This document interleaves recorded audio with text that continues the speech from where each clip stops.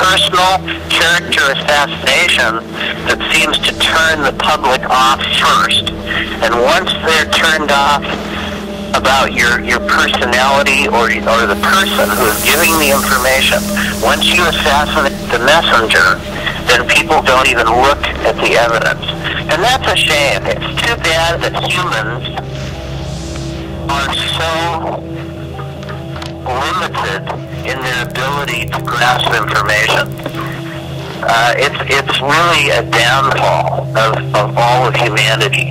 And we've been brainwashed into believing, more and more and more that what we've told or what somebody posts out there in the world as disinformation, the louder they scream, the more the public believes it and looks away. Well, when you're an individual like me who has limited resources and is up against this monster of a disinformation campaign, you can only do so much to combat that and stay alive. And when I say stay alive, I mean literally stay alive. I don't mean just in the public eye. I mean, people tried to kill you. People tried to hurt your friends and your family. And they physically have attacked us. I spent, months in the hospital because people tried to burn down a hotel that I was in and barricade the door of my room from the outside so that I could not get out. I've got damage to my body because of these situations and times that they've tried to literally assassinate me. And people come forward and say, well, that's a terrible thing, you need to go to the police. Well, you can't do that. Nothing normal applies in these circumstances. Sometimes the people who you think you should be able to trust are those who are involved with keeping this information, the reality of the information, the truth of this information, away from the public. That's why I've continued to talk about this as best I could. That's why people continue to ask me, Jonathan, why do you continue? Why is this going on? Because thousands of people have had contact all around the globe, thousands. And I've talked to thousands of them. I've documented thousands of cases all over the world, in some, 50 countries in the last 10 years. We've spent thousands of hours talking to people and recording them and asking them what they've found out, what their contact means to them, what kind of information they were given. And I've compiled a database of information, and we've started to learn from the similarities in these contacts, the information that has been given or discerned from these events over the last, 60, 70 years in people's lives. We started to understand that there are some parallels to information and that we have seen things come to pass that we knew we were told about previously. We basically were able to chart some of the future events before they happened. I'm the first one to say, look, I'm not a prophet. I'm not a fortune teller. I'm just one guy who had an event that ripped his life apart and then provided some unique circumstances that gave me the ability to start referencing what was going on and what was happening around the world. Okay? I learned how to interpret a lot of what is happening. I learned to start to understand what I'm being told and what other people are being told as well. Now, this isn't a dialogue. This isn't a clear language. This is a language of interpretation, of feelings, of ideas, of similarities of information. But we're being told some really unique things, some really important information about changes that are going on, not only within our world, but within humanity itself. Why humanity may be here. What our connection is to them, to the different entities that visit our space, our time, why they're doing it, why they might be doing it, and what are some of the struggles that are going on with this information. This is not clear, it's not precise, it's not concise, but it's a start. And if people don't start listening to people who have contact, then they're just going to keep looking at lights in the sky and being amazed by, lights in the sky. We need to be conscious of what we've learned. We need to be conscious of the importance of this information and apply it now within our lives, within our families, within our society, to try to save the humanity side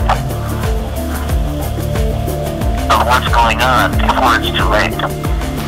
We're living in a fog of disinformation that the governmental type apparatus has spread across the world. We're being kept away from the truth. The truth that our consciousness, our connective ability, not only through humanity, but through all life, is the key. And we've lost sight of such a fantastic opportunity to be in touch with ourselves, with higher powers, with the Creator itself, is the power of life itself. If we don't reconnect, we've lost. And part of my journey is understanding this. Part of my personal efforts in all of this to understand what happened to me has proven to me that this connectiveness, that we are all part of something much bigger than ourselves. This is the truth I understand now. And it's not religious, it's spiritual and science at the same time. It's a connectivity between the two. Not everything is linear, not everything is logic, not everything is provable with hard evidence. But the evidence itself of the divine is there.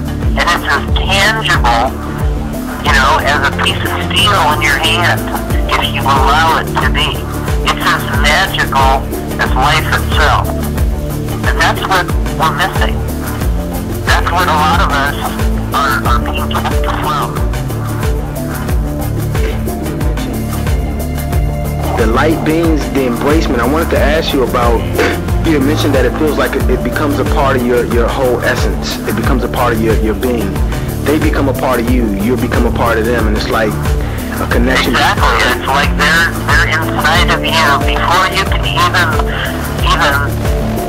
start to qualify a question in your mind. They're already answering it. They're already part of you. And there's people that will say, well, that means they're controlling your thoughts. No, it doesn't. That isn't what I'm saying. What I'm saying is they are a part of your thoughts. They are a part of you. They're a part of your body. There's a connectivity to that embrace. Mankind has a limited vocabulary to try to interpret and explain the meaning of embrace or ultimate love.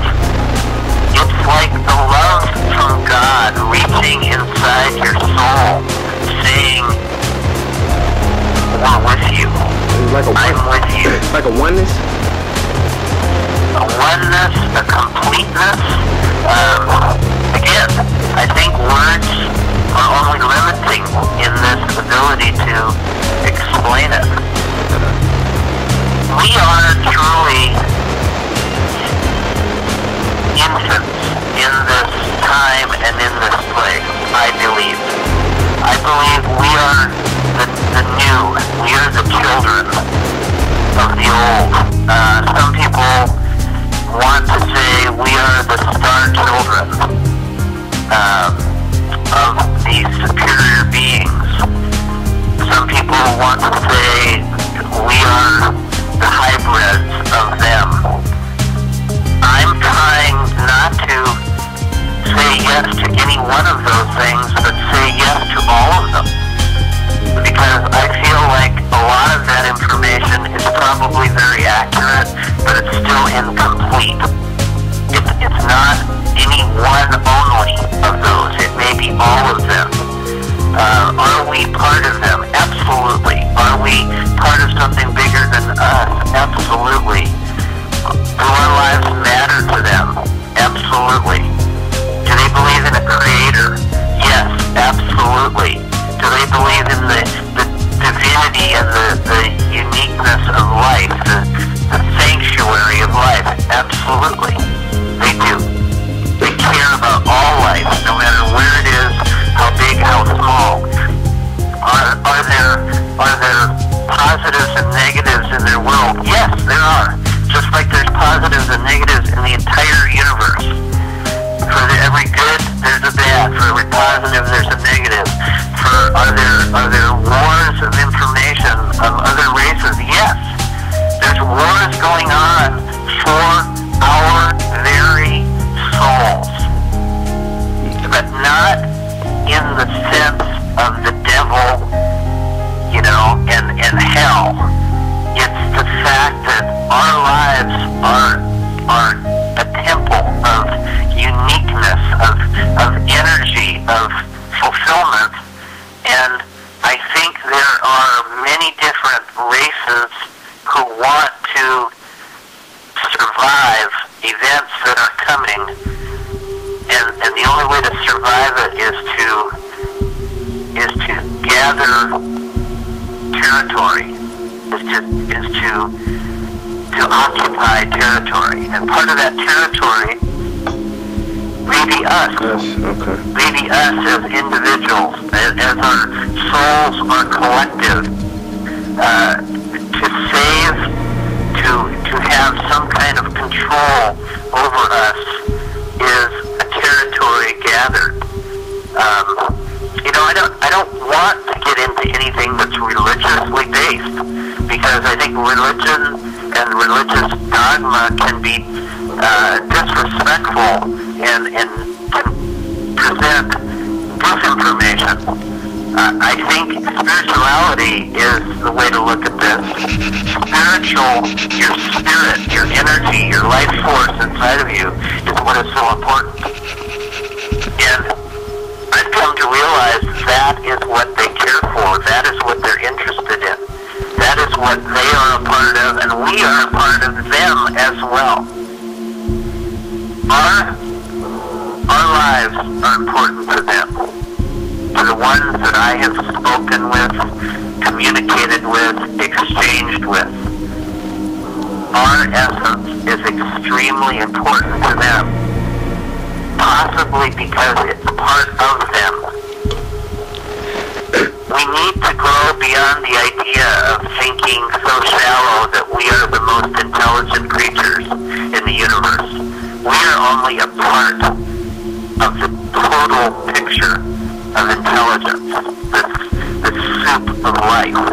We need to just understand we are a part, a fraction that makes up the whole, but an important part nevertheless.